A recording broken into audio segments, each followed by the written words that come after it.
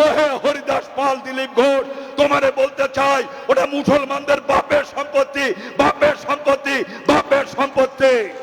যে মুসলিম সম্প্রদায়ের মানুষ, আমি প্রশ্ন করতে চাই, যারা বিজেপিতে জয়েন করলেন, একবারের জন্য আপনারা ভেবে দেখেছেন যে এই দলে 294টা আসনের একজনও মুসলমান প্রার্থী দেয়নি বিজেপি? কি ঠিক না বেঠে? একটাও প্রার্থী দিয়েছে? দেয়নি। গোটা ভারতবর্ষে একজনও বিজেপির মুসলিম সাংসদ নেই। আর যারা বলছে হয় কোরআন ছাড়ো নয় ভারত ছাড়ো, ওই যে মাথা মোটা দিলীপ ঘোষ, দিলীপ ঘোষ কি বলল? রেড রোডে অনেক দিন থেকে নামাজ পড়া হয় আমাদের বামফ্রন্টের আমলে। ও তো পার্মানেন্ট ভাবে দেয়া যায় না, অস্থায়ী ভাবে দীর্ঘদিন থেকে নামাজ পড়া হয়। কি বললো দিলীপ ঘোষ? দিলীপ ঘোষ বলছে হরিদাস পাল নাকি হ্যাঁ রাস্তা আটকে নামাজ পড়বে? হরিদাস পাল, দরকার হলে বাংলাদেশে যাও, পাকিস্তানে যাও, সরকার বদলেছে, লোক পাল্টেছে, বুঝে নাও, এখানে ওসব করতে দেব না।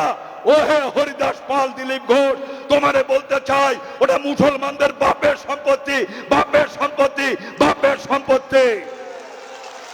আপনারা কেউ জানেন কিনা আমি জানি না, হাইকোর্টে যান, অনেকে হাইকোর্টে যান, একেবারে হাইকোর্ট থেকে ফোর্ট উইলিয়াম পর্যন্ত, high court, Raj Bhavan, brigade parade ground থেকে শুরু করে ফোর্ট উইলিয়াম, ওয়াকাবের সম্পত্তি 2555 বিঘা সম্পত্তি ওয়াকাব, ওয়াকাব, ওয়াকাব। আর ওই সম্পত্তি লুট করতে চায় নরেন্দ্র মোদী।